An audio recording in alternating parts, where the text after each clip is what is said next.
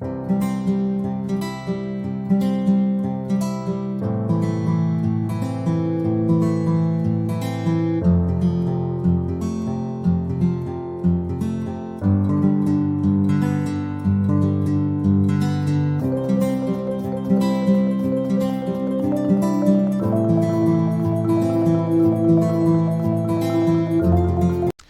बच्चों, आज की क्लास के अंदर हम चैप्टर शुरू करने जा रहे हैं जिसका नाम है बच्चे सेट्स।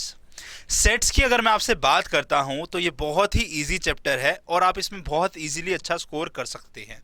और ये चैप्टर इंपॉर्टेंट है काफ़ी, बिकॉज ये आने वाले चैप्टर की नींव तय करता है। तो हमें इस चैप्टर को बहुत ध्यान से पढ़ना है और बहुत अच्छे से समझना है। क्या बोलता है बच्चे चैप्टर सेट्स, देखते हैं। हम इसको एक एग्जाम्पल से समझने की कोशिश करते हैं। एग्जाम्पल लेते हैं हम क्रिकेट ग्राउंड का, है ना जी। क्रिकेट ग्राउंड का कैसा होता है क्रिकेट ग्राउंड? क्रिकेट ग्राउंड होता है हमारा ऐसे कुछ गोल टाइप का, राइट। ऐसे गोल टाइप का ग्राउंड होता है। इस ग्राउंड के बीच में होती है बच्चे पिच, राइट। ऐसा कुछ होता है। और ग्राउंड पे क्या होता है जी? सबसे पहले यहाँ पे दो बैट्समैन होते हैं, एक बैट्समैन यहाँ और एक बैट्समैन यहाँ, है ना। और ग्राउंड में 11 प्लेयर होते हैं दूसरी टीम के। एक यहाँ बॉलर आ गया, ये विकेट कीपर आ गया, और बचे हुए 9 प्लेयर कुछ ऐसे फैले हुए हैं, 2 3 4 5 6 7 8 और 9। ये हमारा कुछ अरेंजमेंट होता है। इसके अलावा कोई ग्राउंड पे होता है? यस, अंपायर होते हैं, है ना। 2 अंपायर होते हैं, एक अंपायर यहाँ मान लेते हैं जी और एक अंपायर यहाँ पे होता है। ऐसे कुछ अरेंजमेंट होता है हमारे क्रिकेट ग्राउंड पे। इसके अलावा जो लोग बाकी बचे हुए होंगे, एक्स्ट्रा प्लेयर्स, थर्ड अंपायर या फिर हमारे बाकी ऑडियंस, वो सारे बाहर बैठे होते हैं। यहाँ पे ऐसे कुछ बैठे होते हैं। ऐसा कुछ हमारा अरेंजमेंट होता है क्रिकेट ग्राउंड पे। तो अगर बच्चे इस अरेंजमेंट को हम ध्यान से देखते हैं तो हम क्या कर सकते हैं? अलग अलग टाइप के लोगों का कलेक्शन कर सकते हैं।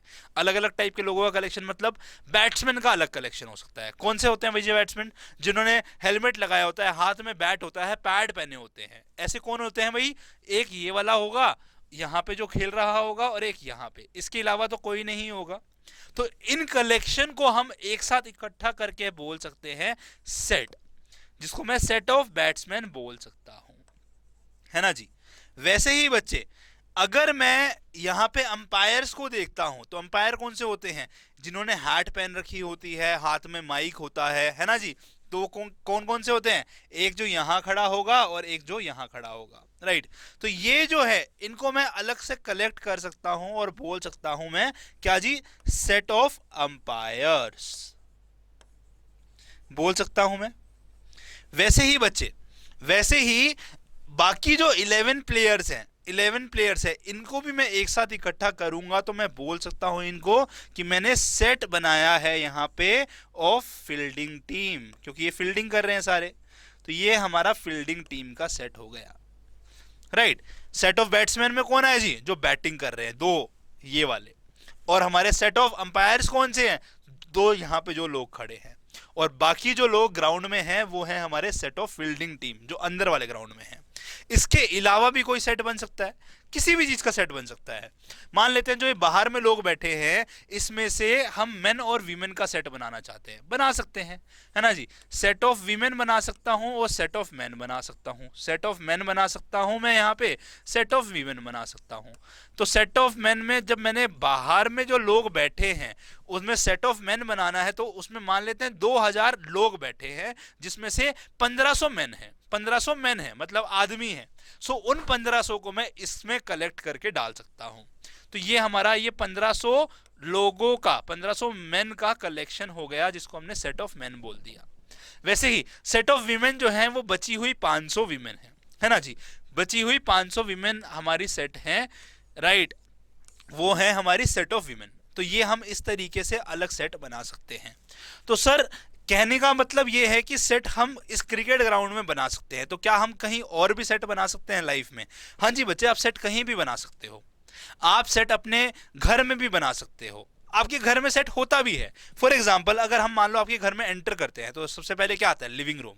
लिविंग रूम में क्या होता है? सोफा सेट, है ना जी। 2 सोफे होते हैं, एक ऐसे ऐसे अलग अलग अलग टाइप के घर में अरेंजमेंट होता है सोफा का। बीच में टेबल होगी जरूर, right. So sofas and table मिलाकर क्या बन गया? Sofa set. है ना। फिर हम आपकी किचन की तरफ चलते हैं, तो किचन में क्या दिखता है हमें, क्रोकरी सेट, जिसमें टेबल होगा, सॉरी जिसमें प्लेट होगी, आपके कटोरी होगी, चम्मच होंगे, तो ये क्या बन जाता है, क्रोकरी सेट। और भी होगा बॉल्स वगैरह, तो ये सब मिलाकर क्या बनेगा, क्रोकरी सेट। फिर हम आपका बच्चे आपके मम्मी पापा के रूम में चलते हैं, तो मम्मी पापा के रूम में क्या दिखता है हमें, ड्रेसिंग सेट।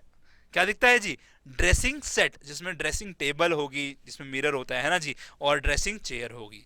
सो सेट्स हमारी लाइफ में हर जगह होते हैं। तो सेट को मैं बस अगर लिखना चाहूं तो मैं बोल सकता हूं, सेट में मैं करता क्या हूं जी, सेट में मैं कलेक्शन करता हूं। सेट में मैं क्या करता हूं जी, कलेक्शन करता हूं। किस चीज का, किसी भी चीज का। तो किसी भी चीज को मैं ऑब्जेक्ट बोल सकता हूं। क्या बोल सकता हूं मैं, ऑब्जेक्ट, राइट। तो collection of object is called as a set. अब ऑब्जेक्ट में क्या क्या काउंट होगा, ऑब्जेक्ट में बच्चे काउंट होता है आपका यहाँ पे कुछ भी। आपका यहाँ पे पर्सन काउंट हो सकता है, यहाँ कोई थिंग्स काउंट हो सकती हैं।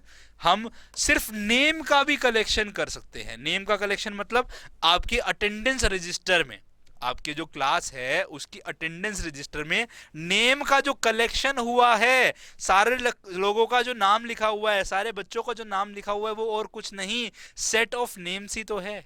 वो सेट ऑफ नेम्स ही तो है। तो नेम का भी कलेक्शन हो सकता है, किसी भी चीज का। बच्चे नंबर्स का भी कलेक्शन होता है। मैथ्स पढ़ने जा रहे हैं तो मैथ्स में तो भैया नंबर्स पे बात करते हैं, तो नंबर्स का कलेक्शन हो सकता है। आपका कोई फिगर जैसे ट्रायंगल, सर्कल, किसी भी चीज का कलेक्शन कर सकता हूं। अलग अलग टाइप के ट्रायंगल होते हैं, अलग अलग साइज के सर्कल्स होते हैं, तो किसी भी चीज का कलेक्शन करना हो वो हमारा हो सकता है, जिसको हमने एक नाम ऑब्जेक्ट दे दिया। तो collection of object is called as a set. But कहने की बात ये आएगी, भाई हम मैथ्स पढ़ने जा रहे हैं, और जब मैथ्स पढ़ते हैं तो कोई ना कोई पैरामीटर तो होगा जहां पे ऑब्जेक्ट को खत्म करना हो। हम किसी भी चीज को तो काउंट कर लेंगे, बट कुछ तो पैरामीटर होना चाहिए। कह रहे हैं, कह रहे ऑब्जेक्ट के लिए यहां पे एक वर्ड यूज किया गया, और उसी वर्ड से हम कलेक्शन करेंगे, उसी वर्ड से हम सेट को डिफाइन करेंगे, राइट। क्या डिफाइन किया गया एक ऑब्जेक्ट के लिए, word, well defined word, well defined. कह रहे जो भी आप ऑब्जेक्ट यहां पे यूज करोगे वो वेल डिफाइंड ऑब्जेक्ट होना चाहिए। तो सेट क्या है जी, collection of well defined object, right. So इसको लिख लीजिए, सेट क्या है जी हमारा, यहां पे आपके लिए जगह बनाई हुई है हमने, यहां पे लिखेंगे, यहां पे, ठीक है। आपका सेट क्या है यहां पे, collection of well defined objects, लिख दीजिए।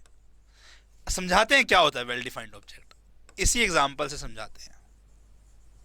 देखिए बच्चे, हमने यहां पर सेट बनाया है, set of batsman, set of umpires और सेट ऑफ फील्डिंग टीम। मैंने बोला ये सेट्स हैं, राइट, मैंने बोला है, राइट। क्यों है ये सेट, क्योंकि मैं बोल रहा हूं ये जो बैट्समैन है, अंपायर है और फील्डिंग टीम की जो बात कर रहा हूं, ये वेल डिफाइंड ऑब्जेक्ट्स में काउंट होता है। क्या है वेल डिफाइंड ऑब्जेक्ट्स, देखिए, अगर मैं बैट्समैन की बात करता हूं, यहां पे जो ये दो बैट्समैन हैं, इनको मैंने यहां ग्राउंड में बैठ के देखा है, तो मुझे क्या इन दो बैट्समैन के अलावा इस पूरे ग्राउंड में कोई और बैट्समैन दिखेगा, नहीं दिखेगा। अगर मैं बच्चे घर पे टीवी में मैच देख रहा हूं, मैं इस टीवी में मैच देख रहा हूं, तो ग्राउंड पे मुझे टीवी में भी क्या इन दो बैट्समैन के अलावा कोई और बैट्समैन दिखेगा ग्राउंड पे, नहीं दिखेगा। मैं यहां से मैच नहीं देख रहा हूं, इंडिया के टीवी में नहीं देख रहा हूं, मैं ऑस्ट्रेलिया बैठा हुआ हूं, मैं ऑस्ट्रेलिया में मैच बैठ के टीवी पे मैच देख रहा हूं। क्या ऑस्ट्रेलिया में बैठे हुए पर्सन को इन दोनों बैट्समैन के अलावा ग्राउंड पे कोई बैट्समैन दिखेगा, नहीं दिखेगा। सो मैं बोल सकता हूं, अगर हम वेल डिफाइंड ऑब्जेक्ट्स की बात करते हैं तो वो person to person, place to place, situation to situation vary नहीं होता है, नहीं होगा। तो ऐसा कभी भी होता है कि भाई अगर हमने जिस चीज का सेट बनाया है वो person to person, place to place या सिचुएशन टू सिचुएशन वेरी ना करे, तो वो हमारा वेल डिफाइंड ऑब्जेक्ट्स में काउंट होगा और हम उनका सेट्स बना सकते हैं। सो मैं बोल सकता हूं बच्चे कि वेल डिफाइंड ऑब्जेक्ट्स क्या है, वेल डिफाइंड ऑब्जेक्ट्स है जब हमारा पर्सन टू पर्सन, लिखो मेरे साथ साथ बच्चे, मेरे साथ साथ लिखो, प्लेस टू प्लेस, या फिर बच्चे सिचुएशन टू सिचुएशन,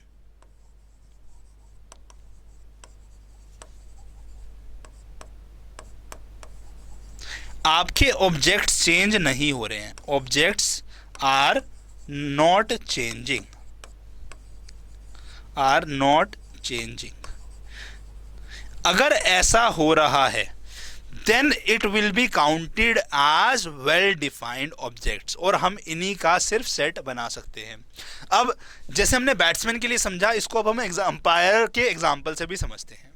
देखो बच्चे, अंपायर, अब मैं ग्राउंड पे बैठ के अगर यहां से देखता हूं तो क्या मुझे इन दोनों अंपायर के अलावा इस ग्राउंड पे कहीं और अंपायर दिख रहा है? कोई नहीं दिख रहा है। टीवी में भी इस ग्राउंड पे मुझे क्या इन दोनों अंपायर के अलावा कोई अंपायर दिख रहा है? नहीं दिख रहा है। ऑस्ट्रेलिया में बैठ के भी अगर देखूंगा मैच तो भी मुझे यही दो अंपायर दिख रहे हैं। तो ये भी person to person, place to place, situation to situation change नहीं हो रहा है। तो ये हमारा वेल डिफाइंड ऑब्जेक्ट है। Same goes for fielding team. यही 11 लोग फील्डिंग टीम के मुझे ग्राउंड में बैठ के, टीवी पे बैठ के, ऑस्ट्रेलिया में बैठ के देखूंगा तो यही 11 लोग दिखेंगे मैच के अंदर ग्राउंड पे, है ना जी बच्चे? राइट। सो ये होता है हमारा वेल डिफाइंड ऑब्जेक्ट, और हमें जो सेट बनाना है वो सिर्फ वेल डिफाइंड ऑब्जेक्ट्स का ही बनाना होता है। अगर बच्चे समझ में आ गया है तो अब हमें यह भी समझना है कि वेल डिफाइंड ऑब्जेक्ट्स कौन से नहीं हो सकते हैं। ऐसी क्या चीज है जो पर्सन टू पर्सन वेरी कर रही है, उसको हम एक एग्जांपल से समझते हैं। जो एग्जांपल हमने आपके लिए यहाँ 6 लिए हुए हैं, राइट। ये 6 पार्ट लिए हुए हैं। इन 6 पार्ट की हेल्प से हम समझ जाएंगे कि क्या वेल डिफाइंड ऑब्जेक्ट्स नहीं हो सकता है, राइट। देखिए, पहले 2 एग्जांपल को देखते हैं। सबसे पहले एक साथ पढ़ेंगे। Top 10 famous cricketers and top 10 batsman with highest total run in international cricket. इन दोनों में से एक वेल डिफाइंड ऑब्जेक्ट है और एक नहीं है। कौन सा है, कैसे पता चलेगा? देखिए, पहले हम फर्स्ट वाले को देखते हैं। हमने क्या बोला था कि वेल डिफाइंड ऑब्जेक्ट होने के लिए person to person, place to place, situation to situation vary नहीं करनी चाहिए। मतलब वो यूनिवर्सली यूनिफॉर्म रहना चाहिए। तो ये ऊपर वाली बात वेल डिफाइंड ऑब्जेक्ट की क्या बोलते हैं हम कि भैया वेल डिफाइंड ऑब्जेक्ट का मतलब होता है कि भैया ये यूनिवर्सली यूनिफॉर्म रहना चाहिए। वेल डिफाइंड ऑब्जेक्ट का मतलब होता है कि ऑब्जेक्ट्स जो है हमारे यूनिवर्सली यूनिफॉर्म रहने चाहिए। यूनिवर्सली यूनिफॉर्म मतलब जो ऊपर बात लिखी है वही है ना, कि person to person, place to place और सिचुएशन टू सिचुएशन वेरी ना कर रहा हो। तो इन दोनों के अंदर में, अब पहले एग्जांपल की मैं जो बात कर रहा हूं आपसे, टॉप 10 फेमस क्रिकेटर्स में, क्या ये पर्सन टू पर्सन चेंज हो सकते हैं? सोचिए, हो सकते हैं। मेरे अकॉर्डिंगली टॉप 10 फेमस क्रिकेटर में आते हैं ब्रायन लारा, हमारे पास Chris Gayle, Sachin Tendulkar, Virat Kohli, MS Dhoni. ये मेरे पास में 5 हैं और 5 ऐसे ही मैंने नाम और लिख दिए, ठीक है। आप बोलेंगे नहीं सर, इसमें से हम ना क्रिस गेल को नहीं मानते फेमस क्रिकेटर। हमारे लिए तो sir Hardik Pandya famous cricketer है। तो आपकी लिस्ट में क्रिस गेल हटा के हार्दिक पांड्या आ गया, right. Person to person vary कर गया। Famous cricketer top 10 person to person vary कर गया। पर्सन टू पर्सन क्या भाई, मैं बोलूंगा ये हम किसी और एंगल से सोचे, ऑस्ट्रेलिया के लोगों के हिसाब से सोचे, तो हो सकता है कि भैया वो किसी इंडियन बैट्समैन में नाम ही ना ले। वो नाम ले रहा है रिकी पॉन्टिंग का, राइट, स्टीव हॉक का, शेन वॉर्न का, वो अलग नाम ले रहा है। सो उसके अकॉर्डिंगली टॉप 10 फेमस क्रिकेटर्स बिल्कुल अलग हैं जो आपके अकॉर्डिंगली है। सो ये यूनिवर्सली पूरे वर्ल्ड के अकॉर्डिंगली चीजें सेम नहीं हैं। अगर हम टॉप 10 फेमस क्रिकेटर की बात करते हैं तो इसमें जो ऑब्जेक्ट्स आएंगे वो कभी भी वेल डिफाइंड ऑब्जेक्ट्स नहीं आएंगे। तो ये हमारा सेट नहीं कहलाया जा सकता है, सेट नहीं कहलाया जाएगा, सेट नहीं है ये, है ना जी। तो सेट नहीं है, तो ये सेट हमारा नहीं है, ठीक है जी, नहीं। अगला देखो, अब top 10 batsman with highest total runs in international cricket, right. अब इंटरनेशनल क्रिकेट के अंदर में अगर टॉप 10 हाईएस्ट रन स्कोरिंग वाले बैट्समैन को देखना है तो उसकी लिस्ट तो भैया गूगल करोगे आपको वही मिलेगी और मुझे भी वही मिलेगी, क्योंकि भैया वो तो एक नंबर्स को क्रॉस करने वाले लोग होंगे ना, कि भैया जिसके हाईएस्ट रन्स हैं वो सबसे ऊपर आएगा, उसके बाद सेकंड हाईएस्ट वाला आएगा, फिर third highest. I think highest में सचिन तेंदुलकर है, सेकंड में इंजमाम उल हक है। तो हर एक को यही 2 पहले पे दिख रहे होंगे और उसके अकॉर्डिंगली जो बाकी बचे हैं वो भी टॉप 10 हाईएस्ट बैट्समैन जिनके टोटल रन्स हाईएस्ट है उसके अकॉर्डिंगली सबको सेम दिख रहा होगा, चाहे वो इंडिया का पर्सन हो चाहे वो ऑस्ट्रेलिया का पर्सन हो, सब सेम लिस्ट देंगे क्योंकि सब गूगल करेंगे और सब गूगल पे सेम आंसर मिलेगा उनको, राइट। सो ये सेट है क्योंकि ये person to person, place to place, India हो ऑस्ट्रेलिया हो वेरी नहीं कर रहा है, तो ऐसा सेट बनाया जा सकता है। तो इसके जो एलिमेंट्स हैं, इसके जो ऑब्जेक्ट्स हैं, वो वेल डिफाइंड ऑब्जेक्ट्स कहलाए जाएंगे। ओके, अब देखते हैं नेक्स्ट दो एग्जांपल को। Collection of five favourite Bollywood star और collection of Bollywood star with movie income above 200 crore. इनमें से एक सेट है, एक नहीं है। कौन सा है, जल्दी चेक करें, जल्दी चेक करो बच्चों। हम पहले देखते हैं, चलिए 5 फेवरेट बॉलीवुड स्टार के कलेक्शन को, है ना जी। हमें किसका कलेक्शन देखना है, 5 फेवरेट बॉलीवुड स्टार। फेवरेट, ये फेवरेट जो है वो किसके अकॉर्डिंगली फेवरेट भाई, मेरे अकॉर्डिंगली, आपके अकॉर्डिंगली, स्टार प्लस के अकॉर्डिंगली, किसके अकॉर्डिंगली फेवरेट, है ना। हर एक के accordingly 5 favourite Bollywood star change हो सकते हैं। मेरे अकॉर्डिंगली शाहरुख खान फेवरेट है, मेरा ऋतिक रोशन फेवरेट है। आप बोलोगे नहीं सर ऋतिक रोशन नहीं, हमको तो रणवीर सिंह पसंद आता है ना। सो 5 लोग जो हैं, अगर आपकी क्लास की भी बात करूंगा तो ये 5 फेवरेट बॉलीवुड स्टार की लिस्ट आपकी क्लास के लोगों की भी सेम नहीं होगी।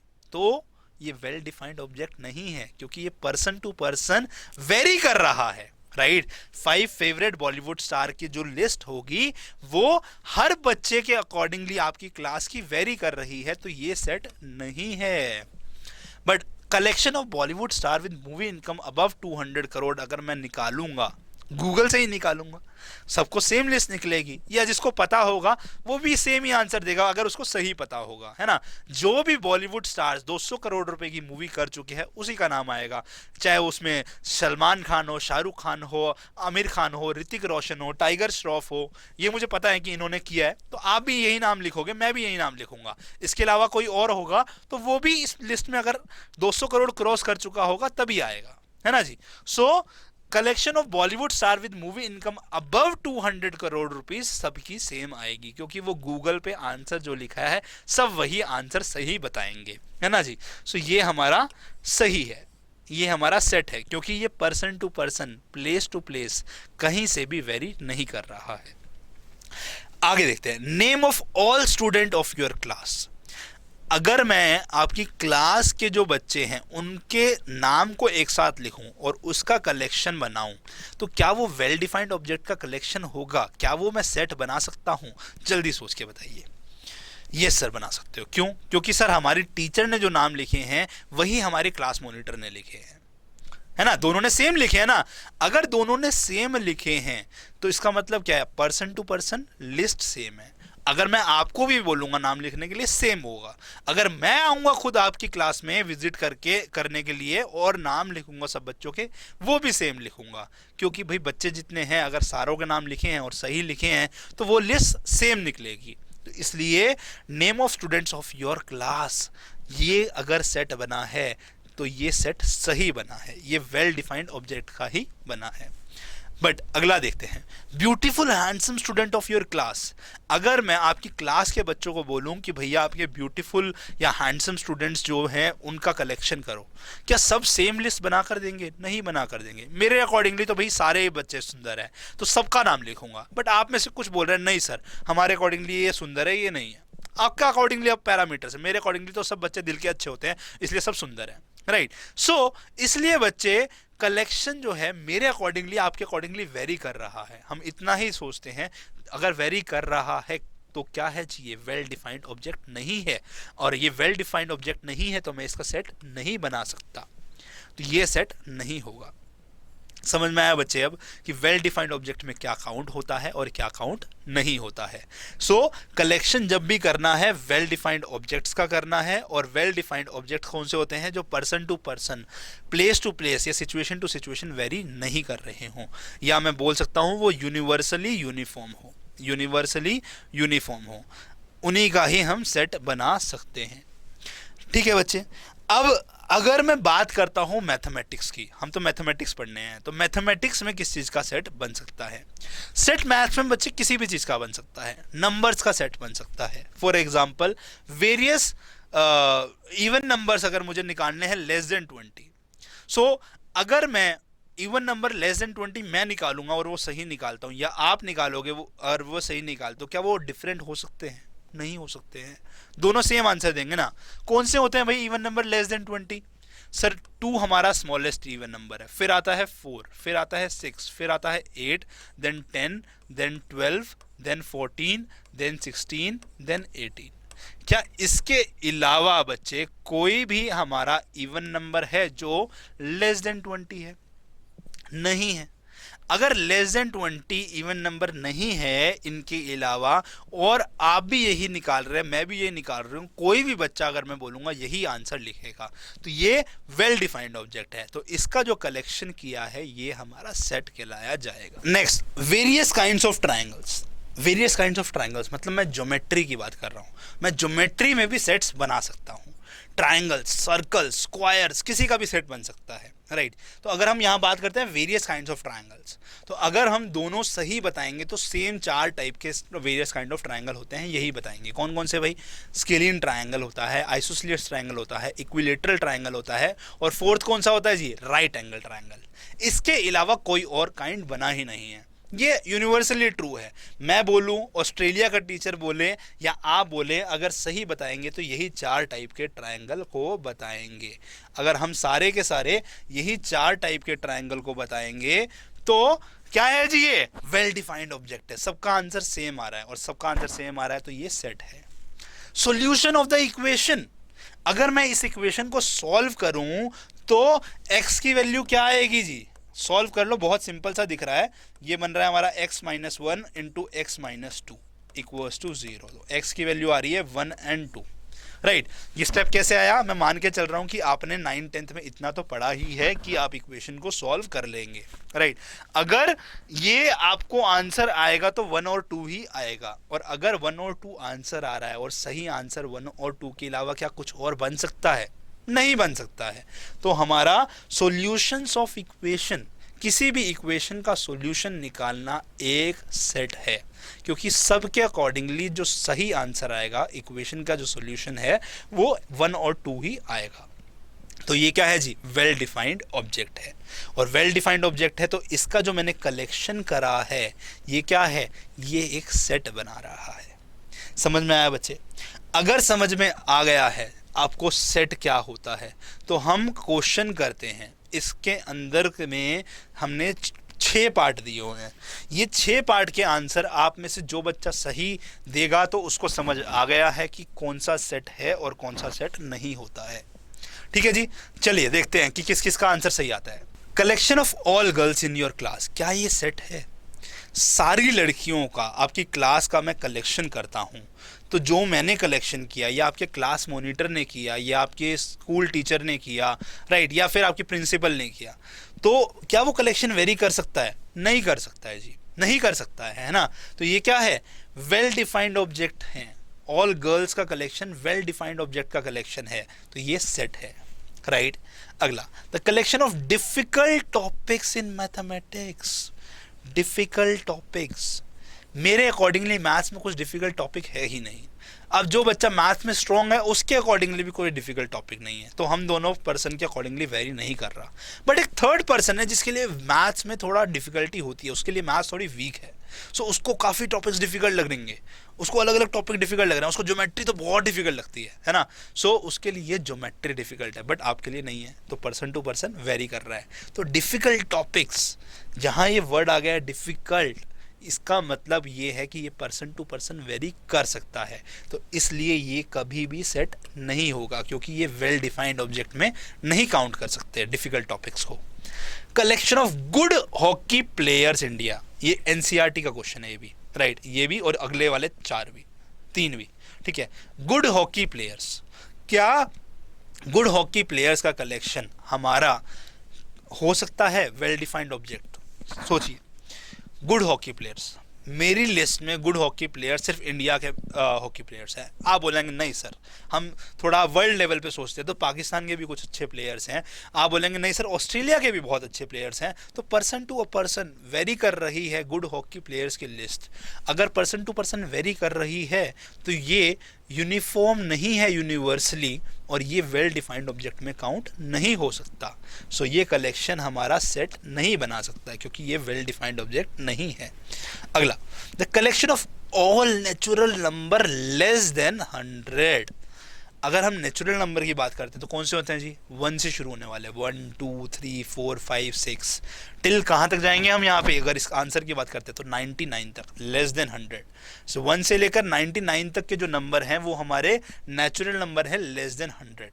जो मैंने आंसर अभी बताया, क्या आपका आंसर भी वही आएगा अगर सही है? यस।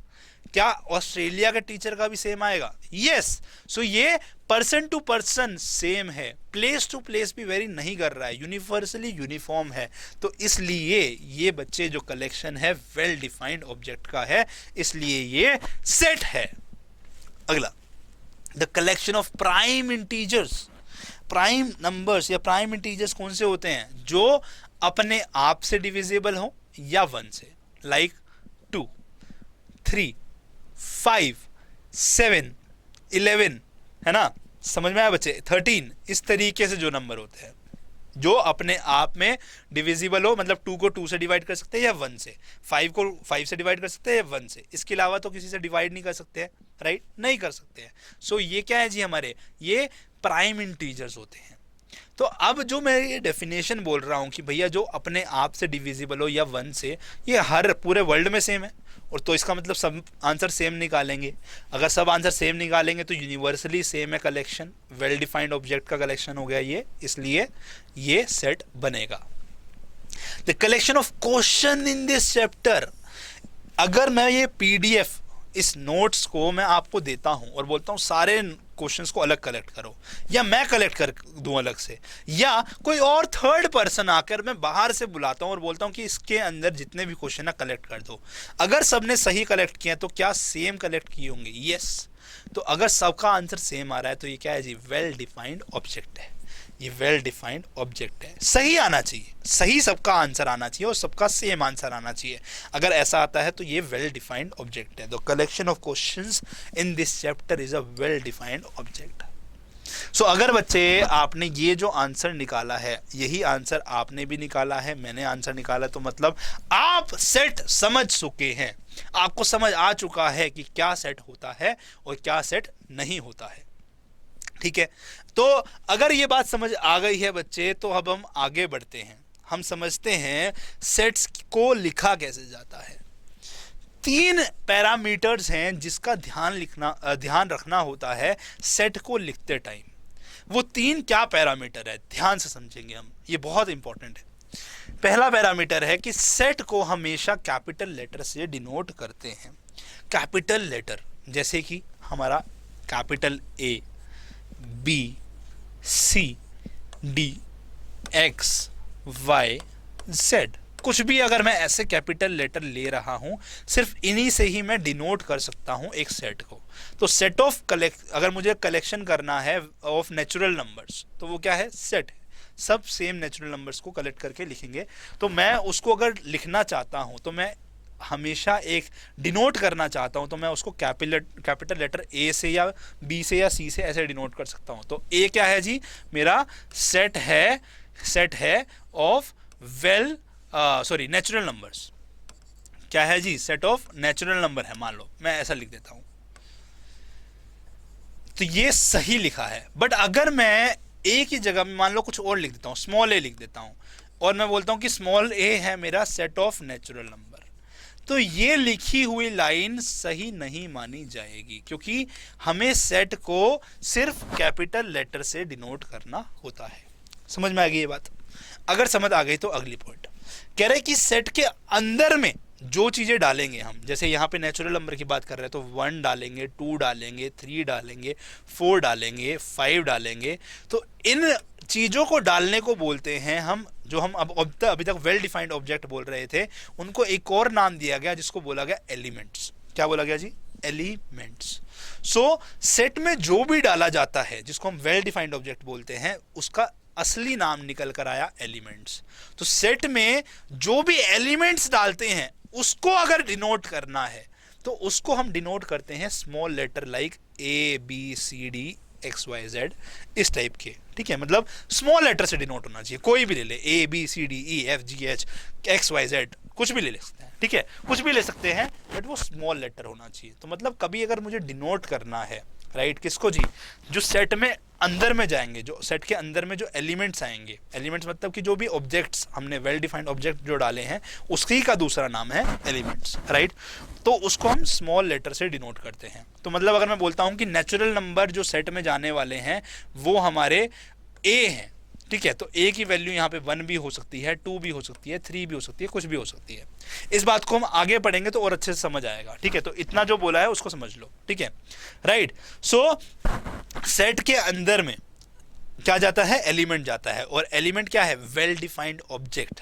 तो एलिमेंट जो है वो कुछ भी हो सकता है, इसका मतलब यहाँ पे नेम भी हो सकता है, यहाँ प्लेस भी हो सकती है, यहाँ कोई पर्सन भी हो सकता है, यहाँ कोई थिंग भी हो सकती है, यहाँ नंबर भी हो सकता है, यहाँ पे कोई फिगर लाइक ट्रायंगल, सर्कल भी हो सकता है, एटसेट्रा, ठीक है।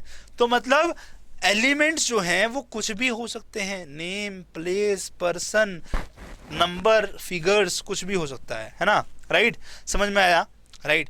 एंड अगर बच्चे आपको कई बार हो सकता है कि एलिमेंट्स तो हम मैक्सिमम टाइम यूज करेंगे नाम, बट एलिमेंट्स के अलावा भी कुछ और लिखा हुआ मिल सकता है, जैसे कि आपको ऑब्जेक्ट ही लिखा हुआ मिल गया, या आपको मेंबर लिखा हुआ मिल गया, मेंबर ऑफ सेट्स, या ऑब्जेक्ट ऑफ सेट्स, या एलिमेंट ऑफ सेट्स। तो वो तीनों बात एक ही है, वो एलिमेंट्स की ही बात कर रहा है, वो एलिमेंट्स की ही बात कर रहा है जो हम सेट के अंदर डाल रहे हैं। तो मतलब जैसे हमने यहाँ सेट ऑफ नेचुरल नंबर में 1 2 3 4 5 6 इनकी बात कर रहे हैं, तो ये क्या है, ये एलिमेंट्स हैं, ये क्या है जी, एलिमेंट्स हैं जो हमारे सेट के अंदर में आएंगे।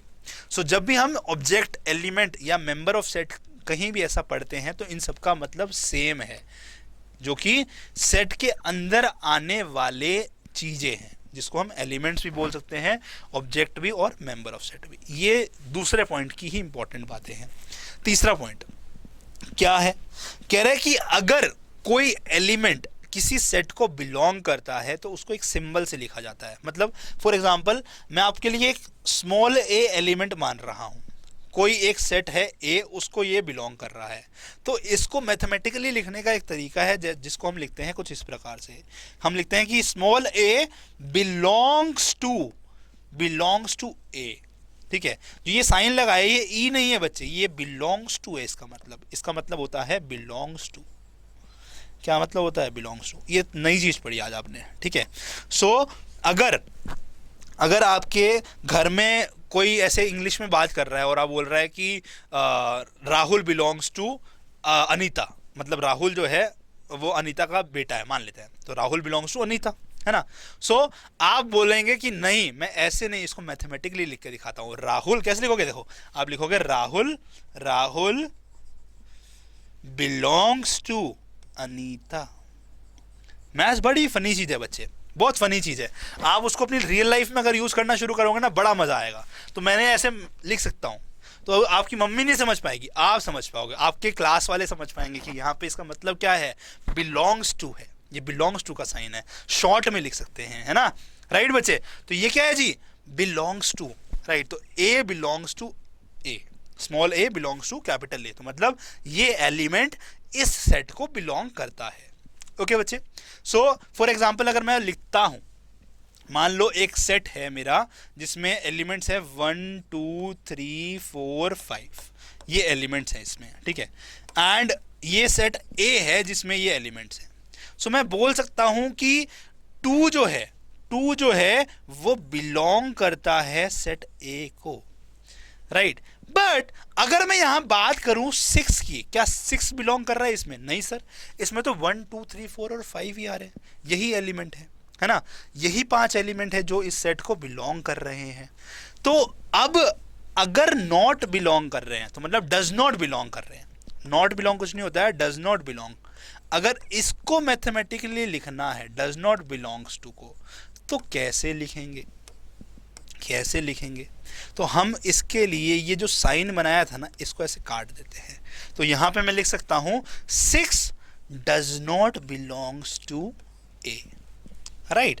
6 नहीं आ रहा है ना इसमें, तो 6 does not belongs to A. For example Rahul तो है अनीता का बेटा, बट सीता नहीं है अनीता की बेटी, तो सीता जो है मैं बोल सकता हूं does not belongs to Anita. Sita है किसकी बेटी, मान लेते हैं रेखा की, सीता जो है हमारी रेखा की बेटी है, तो सी था बिलोंग्स टू रेखा, ये लाइन नहीं कटेगी, ठीक है, ऊपर वाली कटेगी बस, राइट। तो इसका मतलब क्या है जी, डज नॉट बिलोंग्स टू, इसका मतलब क्या है, बिलोंग्स टू, इसका मतलब क्या है, बिलोंग्स टू, इसका मतलब डज नॉट बिलोंग टू। क्या 6 इस सेट के एलिमेंट में है, ए के नहीं है, तो 6 does not belong to A. Similarly हम अगर इसके अंदर एक प्रॉपर डेफिनेशन वाला देखें तो देखेंगे कैसे, कह रहा है कि बी एक एलिमेंट है जो मान लेते हैं इस सेट बी को नहीं बिलोंग करता है, तो स्मॉल बी जो है वो बी में बिलोंग नहीं करता है, डज नॉट बिलोंग्स टू। तो ये हम साइन ऐसे लगा सकते हैं, तो ये लिखने का तरीका है। तो ये 3 इंपॉर्टेंट चीज़ें हैं जो सेट को लिखने में हमें ध्यान रखना होता है। अगर ये 3 चीज़ें, क्या क्या जी, सेट को हम हमेशा कैपिटल लेटर से डिनोट करते हैं, A B C D, but capital वाला।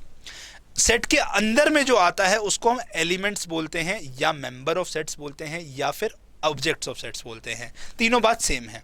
एंड यहाँ पे इसको डिनोट करना होता है स्मॉल लेटर से, स्मॉल ए, small B, small C, small D, इस तरीके से। एंड सेट्स के जो एलिमेंट्स हैं वो कुछ भी हो सकते हैं, नेम हो सकता है, प्लेस हो सकता है, नंबर हो सकता है, कोई फिगर हो सकती है, कोई पर्सन हो सकता है, कुछ भी आ सकता है, बट वो वेल डिफाइंड होना चाहिए, है ना जी, वो वेल डिफाइंड होना चाहिए। ओके, सो अगर ये बात समझ आ गई है तो हम बात करते हैं अब प्रॉपरली हमें अगर सेट को लिखना है मैथमेटिकली तो कैसे लिखा जाए। तो उसको लिखने के हैं 2 तरीके। पहला तरीका है रोस्टर फॉर्म, दूसरा तरीका है सेट बिल्डर फॉर्म। क्या क्या बताया भाई 2 तरीके, जल्दी लिखिए मेरे साथ साथ। Set can be represented in 2 forms. पहला है रोस्टर फॉर्म, लिखिए मेरे साथ साथ बच्चे, और दूसरा है set builder form, set builder form. तो ये 2 तरीके हैं जिससे हम सेट को लिख सकते हैं। मैथमेटिकली लिखना है ना, हमने पैरामीटर मान लिए भाई, सेट की 3 कंडीशन है, सेट को 3 तरीके से लिखा जाएंगे, बट एक प्रॉपर तरीके से कैसे लिखेंगे भाई, मैथ्स की बात कर रहे हैं तो एक अच्छी डेफिनेशन होनी चाहिए जिसमें वो लिखा जाए, ताकि हम उस पर आगे कुछ ऑपरेशंस, मतलब कोई एडिशन, सब्ट्रैक्शन, मल्टीप्लिकेशन अगर करना हो तो कर पाए, राइट। मैथ्स का मतलब यही है ना कि उस पर कुछ काम हो सके। तो कोई पर्टिकुलर फॉर्म में लिखना होगा ना, अगर मैं सेट को ऐसे लिख दूं, a इज इक्वल टू 1 2 3 4 5, कुछ समझ आएगा क्या है ये, क्या है ये, कोई तरीका है लिखने का, कोई इसमें ऑर्डर है, तो यहाँ पे तो किसी भी तरीके से लिख सकते हैं। मैं इसको ऐसे भी लिख दूं, क्या पता मैं इसको a इज इक्वल टू 1 2 3 ऐसे लिख दूं, या मैं a इज इक्वल टू 1 2 3 4 5 ऐसे लिख दूं। क्या कोई ऑर्डर बन पा रहा है? नहीं बन पा रहा है भाई, नहीं बन पा रहा है। तो उसको ऑर्डर को बनाने के लिए हमें सेट को रिप्रेजेंट करना पड़ा 2 तरीके से। पहला बोला गया रोस्टर फॉर्म और दूसरा बोला गया सेट बिल्डर फॉर्म। तो ये 2 फॉर्म से ही हम रिप्रेजेंट करते हैं। क्या है ये 2 फॉर्म, उसको अब अच्छे से समझते हैं। पहला है बच्चे रोस्टर फॉर्म। रोस्टर फॉर्म बहुत सिंपल सी बात कह रहा है, कह रहे कि अगर आप सेट को लिखना चाहते हो तो आप क्या करो, सेट को लिखो कैपिटल लेटर से और उसके जितने भी एलिमेंट्स हैं सबको कॉमा से सेपरेट करो और आप कर्ली ब्रेसेस में डाल दीजिए, ठीक है, इतना सा कर लीजिए तो ये हमारा रोस्टर फॉर्म का रिप्रेजेंट हो गया। मतलब हमें क्या करना है, सेट को लिखना है कैपिटल लेटर से और जितने भी एलिमेंट्स हैं उसको कर्ली ब्रेसेस में डालना है और अंदर में कॉमा से सेपरेट करना है। तो A B C D E F ये मेरे मान लीजिए एलिमेंट है, तो मैंने इनको कॉमा से सेपरेट किया और कर्ली ब्रेसेस में डाल दिया। तो ये मेरा सेट ए लिखने का जो तरीका है ये रोस्टर फॉर्म में तरीका है। समझ में आया बच्चे? अभी हम और एग्जांपल्स पढ़ेंगे तो और अच्छे से समझ आएगा। ये रोस्टर फॉर्म में लिखने का तरीका है। क्या बोल रहे हैं, देखिए यहाँ पे लिखा हुआ ना कि सेट रिप्रेजेंटेशन अगर करनी है आपको रोस्टर फॉर्म में, तो we list all the elements of set separated by comma within the braces, within the braces, ऐसा जो ब्रेस दिखता है, ठीक है ना, राइट। इसको बनाना सीख लो आप, ऐसे करके कुछ होता है, ठीक है, यहाँ वाला ऐसे, ओके और इसके अंदर में सारे एलिमेंट्स आएंगे। लाइक हमने पहले 1 2 3 ए बी सी डी डाला, तो अब 1 2 3 डाल देते हैं। हमने क्या करना है, कॉमा से सेपरेट करना है। ये मान लेते हैं हमारा सेट जो है बी है। सो ये हमारा रोस्टर फॉर्म में लिखने का तरीका हो गया। समझ में आया बच्चे? सो अब मैं आपके लिए 2 एग्जाम्पल ले रहा हूँ और जिससे आपको और अच्छे से समझ आएगा, ठीक है। हमने पहला सेट लिया of vowels of English alphabet and इसको रोस्टर फॉर्म में लिखना है। वोवल्स, जो भी वोवल्स होते हैं, क्या मेरे अकॉर्डिंगली, आपके अकॉर्डिंगली, या ऑस्ट्रेलिया में जो पर्सन बैठा है उसके अकॉर्डिंगली चेंज हो सकते हैं? नहीं होंगे, सबके अकॉर्डिंगली सेम है। कौन कौन से होते हैं वोवल्स?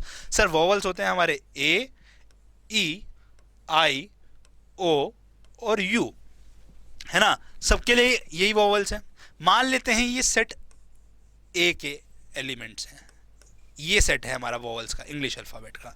सो रोस्टर फॉर्म में लिखने के लिए क्या करेंगे, इसको कॉमा से सेपरेट करेंगे और कर्ली ब्रेसेस में ऐसे डाल देंगे। तो ये हमारा पहले एग्जाम्पल का आंसर हो गया। ये आंसर है, ये नहीं है, ठीक है ना, इसको हटा दो, हटा दो इसको, ठीक है, ओके। अगला, सेट ऑफ पॉजिटिव इंटीजर्स को हमें लिखना है in roster form. Positive integers, integers क्या होते हैं याद है बच्चे? यस सर, 0 1 2 3 4 5 6, और माइनस वाले भी, -1 -2 -3 -4 -5, ये सारे इंटीजर्स ऐसे होते हैं ना, चलता रहेगा लेफ्ट में भी राइट में भी, है ना, ये सारे इंटीजर्स होते हैं। बट हमें यहाँ बात करनी किसकी? पॉजिटिव इंटीजर्स, मतलब नेगेटिव हटा दीजिए नंबर्स, सिर्फ पॉजिटिव। 0 से शुरू होता है और आगे क्या होता है, 1 आएगा, फिर 2 आएगा, फिर 3 आएगा, फिर 4 आएगा, फिर 5 आएगा, और ऐसे चलता रहेगा, चलता रहेगा। मैं कम है डॉट डॉट करके ऐसे लिख सकता हूँ, ठीक है ना, डॉट डॉट करके। तो अब मैं एक बार ये हटा दूँ थोड़ा सा यहाँ से, ठीक है। सो इस तरीके का जो फॉर्मेट है ये हमारा क्या है जी, ये हमारे पॉजिटिव इंटीजर है। मेरे अकॉर्डिंगली भी यही है, 0 1 2 3 4 5 6 7 8 9 चलता रहेगा, चलते रहने को हमने डॉट डॉट करके लिख दिया। ये कहाँ तक जाएगा? आगे इन्फिनिटी तक। इन्फिनिटी मतलब बहुत बड़ा नंबर जिसको काउंट नहीं कर सकते। सो ये हमारे क्या है जी, इंटीजर्स है, पॉजिटिव इंटीजर्स। सो ये मान लेते हैं सेट बी के एलिमेंट्स है। तो रोस्टर फॉर्म में कैसे लिखना होगा?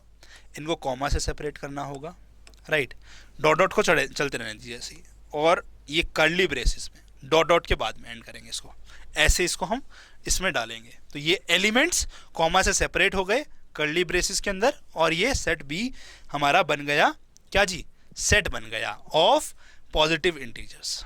समझ में आया बच्चे? ये तरीका है आपका रोस्टर फॉर्म में लिखने का। अब बच्चे और क्वेश्चंस की तरफ बढ़ेंगे, बट 2 इंपॉर्टेंट पॉइंट्स हैं जो मैं आपको बताना चाहता हूं रिलेटेड टू रोस्टर फॉर्म। पहला पॉइंट क्या है कि रोस्टर फॉर्म में कौन सा एलिमेंट पहले आ रहा है, कौन सा एलिमेंट बाद में आ रहा है, फर्क नहीं पड़ता। मतलब अगर मैंने यहाँ पे ए ई आई ओ यू को लिखा है, तो मैं इसको अगर ऐसे लिख दूं, ई आई ए यू और ओ, तो ये सेट भी ए है और ये सेट भी ए है। तो ऑर्डर क्या है, फर्क नहीं पड़ता, फर्क नहीं पड़ता। तो मैं कुछ और भी ऑर्डर लिख दूं यहाँ पे, तब भी फर्क नहीं पड़ेगा। तो मतलब मैंने लेट सपोज यहाँ पे थोड़ा सा बड़ा कर देते हैं, ठीक है, हाँ। तो यहाँ पे मान लो लेट सपोज मैंने इसी सेट को, ए को मैंने ऐसे लिख दिया, पहले लिख दिया मैंने लेट सपोज आई, फिर ओ, फिर ए, फिर ई, फिर यू। तो ये भी सेम बात है, ऑर्डर क्या है फर्क नहीं पड़ता, पहली चीज। दूसरा पॉइंट याद रखना है, क्या कह रहे हैं कि अगर आप एक एलिमेंट को एक से ज्यादा बार लिख रहे हैं तो हम एक ही बार मानेंगे। मतलब अगर मैं सेट ए को ऐसे लिख दूं कि ये है मेरा सेट आई ई ई ए ओ और यू, तो ई को जो 2 बार लिखा है कह रहा नहीं माना जाएगा, नहीं माना जाएगा जी, गलती है, रॉन्ग है, हमारे लिए रॉन्ग है, ऐसा नहीं होता, एक ही बार लिखना है, एक चीज एक बार। तो रोस्टर फॉर्म में जब भी लिखते हैं तो एक ही बार लिखते हैं एक एलिमेंट को। तो ए क्या है हमारा, ये लिखें या फिर ये लिखें, बात एक ही है, बात एक ही है, ये दोनों बात सेम ही है। हम इसको एक ही बार काउंट करेंगे, इसको ई ही लिखेंगे, 2 बार नहीं लिखते हैं, ठीक है ना, समझ में आया? तो मतलब अगर मैं यहाँ पे जो ये बी सेट है इसको सॉरी ऐसे लिख दूं तो ये क्या अलग हो जाएगा, जल्दी बताइए। ये वाला बी सेट, क्या ये और ये अलग सेट है? कह रहे नहीं है, हमने यहाँ पे 2 बार 0 लिखा है, यहाँ 1 बार लिखा है, तो बट रोस्टर फॉर्म में एक ही बार काउंट होता है। तो मैं ऐसे ना लिख के इसको सिंगल लिखूंगा, यहाँ पे 1 एक ही बार है, 2 यहाँ 2 बार लिखा है तो एक ही बार काउंट करेंगे, 3 2 बार लिखा है नहीं एक ही बार करेंगे, 4 2 बार लिखा है तो एक ही बार करेंगे, 5 3 बार लिखा है नहीं एक ही बार करेंगे। हम इसको ऐसे ही काउंट करेंगे। सेट सेम है ये दोनों, बट ये लिखने का तरीका सही नहीं है, लिखना एक ही बार है, इसको ऐसे ही लिखना है, ऐसे नहीं लिखना है, ठीक है। हम जहां भी 2 बार आएगा एलिमेंट, अगर 2 बार कहीं आपको बोला गया लिखने के लिए, नहीं लिखना। रोस्टर फॉर्म में एक एलिमेंट एक ही बार आएगा, पहला एक कंडीशन ये है। दूसरी की ऑर्डर क्या है एलिमेंट्स का फर्क नहीं पड़ता, हमने तो बस डाल देना है, ठीक है। तो ये 2 हमारे पॉइंट्स हैं जिनको हमें याद करना है रोस्टर फॉर्म में जब भी रिप्रेजेंट करना है तब। समझ में आ गया बच्चे? अगर ये बात समझ में आ गई है तो रोस्टर फॉर्म के अब हम बहुत सारे क्वेश्चंस करेंगे ताकि रोस्टर फॉर्म में कमांड बन जाए। चलिए जी क्वेश्चन करते हैं। ठीक है, देखिए क्या है पहला क्वेश्चन। देखिए क्वेश्चन नंबर 2 क्या है, कह रहा है describe the following sets in roster form. 6 question हैं, करते हैं चलो एक एक करके। तो ये बोल रहा है यहाँ पे, ठीक है, यहाँ कलेक्शन वर्ड यूज नहीं किया है ना, सेट ऑफ लिखा है, सेट ऑफ। तो ये मान के चल रहे हैं कि ये सेट है यार। अब हमें वेल डिफाइंड ऑब्जेक्ट्स का ही सेट दिया गया है, हम ये मान के चल रहे हैं। अब हमें बस इसको रोस्टर फॉर्म में लिखना है और सीखना है कि कैसे लिखा जाए। पहला है set of all natural number less than 7। कौन कौन से नेचुरल नंबर होते हैं जो 7 से कम हो? सर हमारे नेचुरल नंबर होते हैं 1, 2, 3, 4, 5 और 6। अगला क्या है 7, नहीं लिखना क्योंकि लेस देन 7 की बात हुई है। ये 6 ही हैं हमारे नेचुरल नंबर जो लेस देन 7 है। सो इन सारों को एक साथ लिखा है हमने, कॉमा से सेपरेट करके कर्ली ब्रेसेस में नाम दे दिया सेट ए। ये हमारा रोस्टर फॉर्म में लिखने का हो गया तरीका कंप्लीट। कर्ली ब्रेसेस में डाल दिया, कॉमा से सेपरेट कर दिया हर एलिमेंट को, तो ये हमारा सेट बन गया of all natural number less than 7। Represent भी कर दिया भाई हमने इसको ए से। समझ में आ गया? अगला the set of squares of integers. The set of squares of integers, integers का स्क्वायर, राइट। क्या क्या होता है जी जल्दी बताइए। इंटीजर का स्क्वायर, 0 का स्क्वायर 0 है, 1 का स्क्वायर 1 है, -1 का स्क्वायर भी 1 है, -2 का स्क्वायर 4 है और 2 का स्क्वायर भी 4 है, -3 का स्क्वायर 9 है और 3 का स्क्वायर भी 9 है। सो मतलब इंटीजर्स के स्क्वायर कुछ इस तरीके से चलते हैं ना, राइट। फिर अगला क्या होगा जी, अगला स्क्वायर होगा 16, फिर 25, फिर क्या होगा 36। इस तरीके से जो चलता रहे आगे हमेशा, उसके आगे लिए डॉट डॉट लगा दीजिए, ठीक है ना, और इसको कर्ली ब्रेसेस में लिखते हैं। ये हमारा मान लीजिए सेट बी बना। तो ये हो गया हमारा set of squares of integers. इसके अलावा कोई और होता है? ऐसी फॉर्म में होंगे ना, 0 से कम तो कोई स्क्वायर नहीं हो सकता क्योंकि स्क्वायर्स आर ऑलवेज पॉजिटिव, है ना।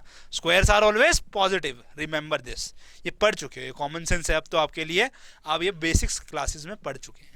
तो पहला स्क्वायर कौन सा होगा जी, 0 होगा, उसके अगला 1, फिर अगला 4, फिर उसके अगला क्या होगा जी 9, फिर 16, 25। इस तरीके से आगे चलते रहेंगे। हमने मान के इसको बी सेट और कर्ली ब्रेसेस में डाल दिया, कॉमा से सेपरेट करके एलिमेंट्स को, तो ये हमारा सेट सेकंड वाला बन गया। अगला the set of all prime number less than 11। कौन कौन से होते हैं भाई प्राइम नंबर? अभी बताया था, जो खुद से डिवाइड हो सके और 1 से।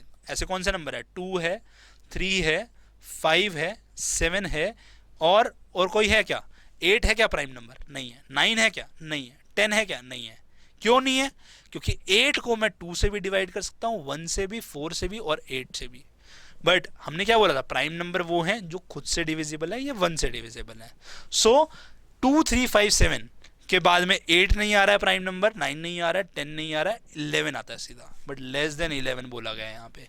सो 4 ही नंबर है जो लेस देन 11 है और प्राइम नंबर है, right. So these are only prime numbers.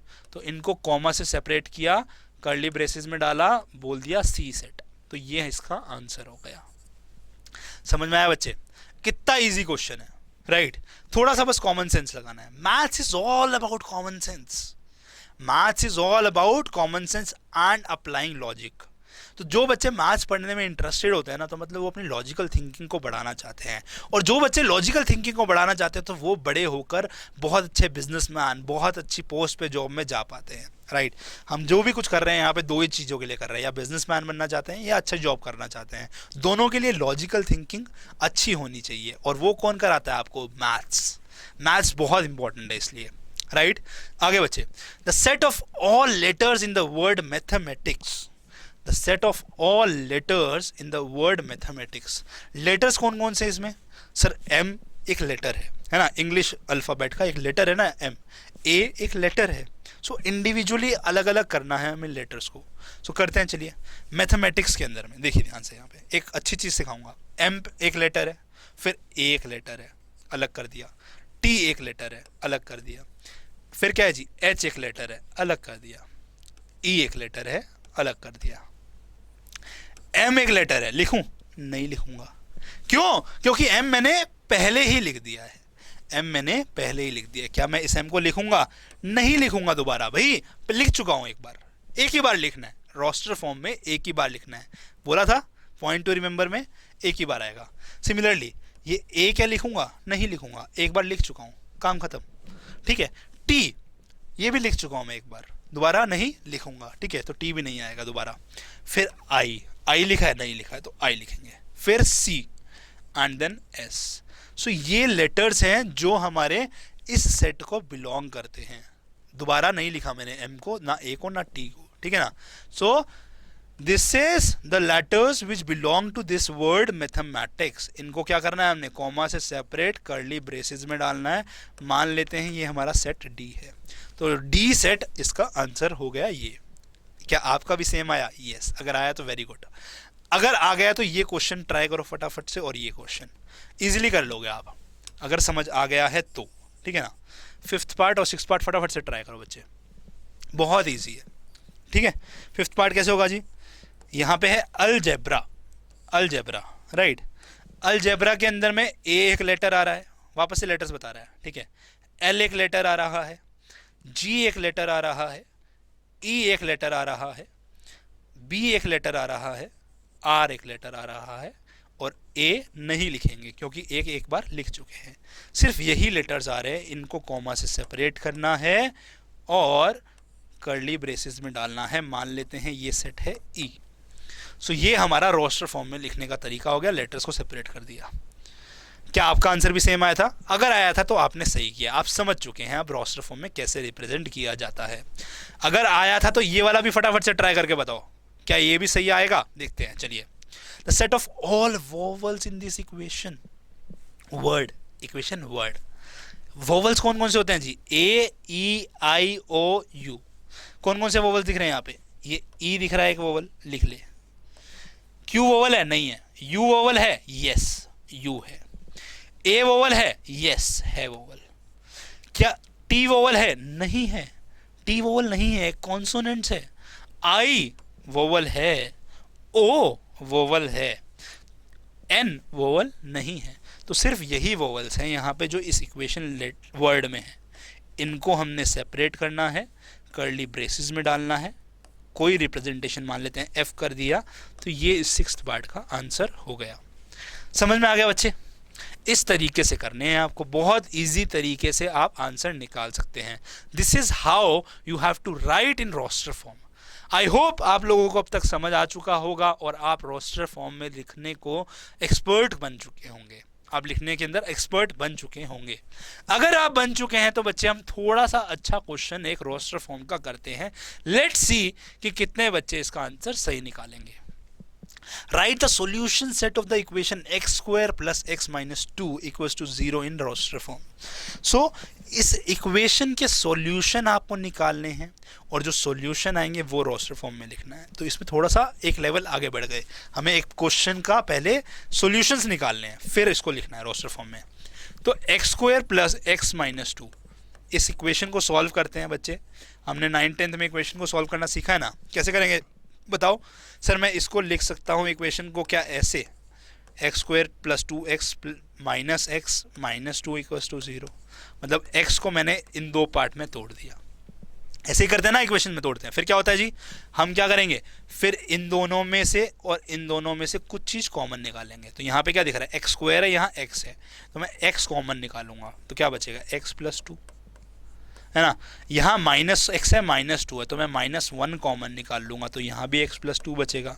मैं चाहता हूँ ऐसा, क्यों? क्योंकि ये चीज़ और ये चीज़ सेम आनी चाहिए, तभी मेरा कुछ फ़ायदा हो पाएगा। सेम आ गया तो अब बच्चे मैं इसमें से और इसमें से क्या कॉमन आ रहा है, x प्लस 2, यहाँ भी x प्लस 2 है, तो इसको एक साइड कॉमन कर दिया, बचा क्या, x और यहाँ -1। ये हमारा 0 के इक्वल। ऐसे इक्वेशन को सॉल्व करते हैं ना, है ना। तो इसका मतलब क्या कि x प्लस 2 इक्वल टू 0 है, एक चीज़ यहाँ से मिलेगी, या फिर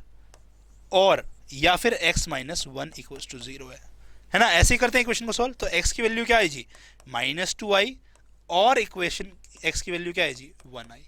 तो ये एक सॉल्यूशन निकला, ये एक सॉल्यूशन निकला। है ना बच्चे, ये एक सॉल्यूशन निकला और ये एक सॉल्यूशन निकला, तो ये इक्वेशंस के सॉल्यूशन है। तो ये क्या है हमारे सॉल्यूशन, ये हमारे सेट के हमारे मेंबर हैं या एलिमेंट हैं या ऑब्जेक्ट्स हैं। क्या क्या, हमारा -2 और 1, ये एलिमेंट है तो कॉमा से सेपरेट किया, कर्ली ब्रेसेस में डाला, मान लिया ये सेट है हमारा ए। तो this is your answer, this is your answer. समझ में आया बच्चे, कितना इजी है ना इजी। थोड़ा बस दिमाग लगाना है, थोड़ा अच्छे तरीके से करना है। Make sure never miss the steps, mathematics में कभी भी कोई स्टेप को मिस नहीं करना है।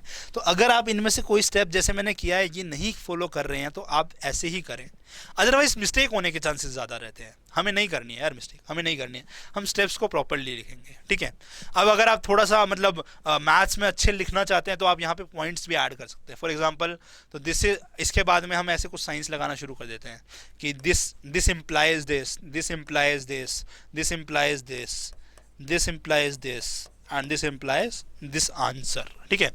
नाउ फिर अब आपको मैथमेटिक्स में लिखना है, ठीक है। अगर आप ऐसे भी लिख दोगे काम चल जाएगा, बट आप इससे पहले भी एक स्टेप लिख सकते हो यहाँ पे। क्या, एक लाइन लिख सकते हो क्या, कि now let's put the solution as elements of set. फिर आपने इसको लिख दिया और आंसर आपका आ गया। तो ये लिखने का तरीका है, एक्स्ट्रा मार्क्स लाने के तरीके हैं, ठीक है। जो बच्चे 100 में से 105 नंबर लाना चाहते हैं तो वो ये स्टेप ऐसे करेंगे, इस स्टेप से पहले ये लाइन लिखेंगे, ठीक है। जो 100 में से 105 लाना चाहते हैं, ठीक है ना बच्चे। 100 में से 100 वालों के लिए वो भी चल जाएगा, ठीक है बच्चे। थोड़ा सा ध्यान से, थोड़ा सा अच्छे तरीके से हम रिप्रेजेंट करेंगे, ओके। अब अगला क्वेश्चन, ठीक है। हमने आपको बोला था कि बिलोंग्स टू और does not belong to sign को हम आपको बाद में एग्जाम्पल समझाएंगे। तो यही एग्जाम्पल है, यही एग्जाम्पल की मैं आपसे बात कर रहा था। ये लास्ट क्वेश्चन है बच्चे, ध्यान से समझिए। अगर आपको याद होगा बिलोंग्स टू सिंबल कैसे था, does not belong to symbol कैसा था, तो ये क्वेश्चन बहुत इजीली कर लोगे। बिलोंग्स टू सिंबल मतलब ये वाला, does not belong to symbol मतलब ये वाला। This is belongs to symbol and this is does not belongs to. ये दो सिंबल हैं, ठीक है ना बच्चे। देखिए अब क्या करना है, जो एलिमेंट बिलोंग कर रहा होगा, जो एलिमेंट बिलोंग कर रहा होगा वहां हम बिलोंग्स टू का सिंबल लगाएंगे। इस एलिमेंट मतलब ए ही सेट है, अगर 4 बिलोंग कर रहा है ए को तो ऊपर वाला सिंबल, अगर -4 मान लेते हैं अगर बिलोंग नहीं कर रहा है ए को तो डज नॉट बिलोंग का। इस तरीके से हमें करना है, सॉल्व करते हैं। चलिए, तो ए सेट क्या है, 0 1 2 3 4 5 6 7 8 9 10, है ना। हमें यही सिंबल बिलोंग्स टू और डज नॉट बिलोंग टू का क्या सिंबल लगना चाहिए ब्रैकेट में, यहाँ पे ब्लैंक में, वो डालना है। सो 4 ए को क्या बिलोंग कर रहा है, यस सर, ये रहा 4। तो अगर अंदर आ रहा है तो बिलोंग कर रहा है, तो 4 बिलोंग्स टू ए। -4 आ रहा है कहीं यहाँ पे, नहीं आ रहा है, तो -4 डज नॉट बिलोंग्स टू ए। 12 क्या ए को बिलोंग कर रहा है, नहीं सर, मैक्सिमम नंबर 10 है यहाँ पे, 10 से बड़ा कोई नंबर नहीं है, तो यहाँ पे 12 जो है डज नॉट बिलोंग्स टू ए। 9 क्या 9 बिलोंग कर रहा है यहाँ पे, यस ये रहा जी, 9 बिलोंग्स टू ए। 0 क्या 0 आ रहा है, यस ये रहा, 0 बिलोंग्स टू ए। -2 है कहीं यहाँ पे, नहीं है, -2 डज नॉट बिलोंग्स टू ए। सो ये आपका आंसर इस तरीके का, बहुत सिंपल सा क्वेश्चन है, बहुत इजी सा, राइट। आई होप अब तक आपको सेट्स में मज़ा आएगा होगा, आपको लग रहा होगा सेट्स तो बहुत आसान है। अगर सेट्स आपको आसान लग रही है तो हमने आपको इस चैप्टर की एक PDF दी है। उस चैप्टर की PDF में आपके लिए एक एक्सरसाइज है, एक्सरसाइज 1.1, उसमें कुछ क्वेश्चन है, छोटे छोटे से सिंपल से क्वेश्चन है, वो फिर आप ट्राई करें। एंड फिर हम मिलेंगे नेक्स्ट क्लास में जहां आपको समझाएंगे कि सेट बिल्डर फॉर्म क्या होती है, और सेट बिल्डर फॉर्म के बाद में हम बहुत सारे क्वेश्चन लिखेंगे, राइट, सॉल्व करेंगे, जहाँ पे सेट बिल्डर फॉर्म से रोस्टर फॉर्म में अगर दिया हो तो कैसे करना है, रोस्टर फॉर्म बनानी है, रोस्टर फॉर्म से सेट बिल्डर फॉर्म में कैसे बनाना है, सब सीखेंगे, बहुत मज़ा आएगा, है ना। बट उससे पहले एक्सरसाइज 1.1 आप खुद से सॉल्व करें, जो मैंने आपको PDF दिया है। तब तक के लिए keep practising, take care, bye bye, अलविदा।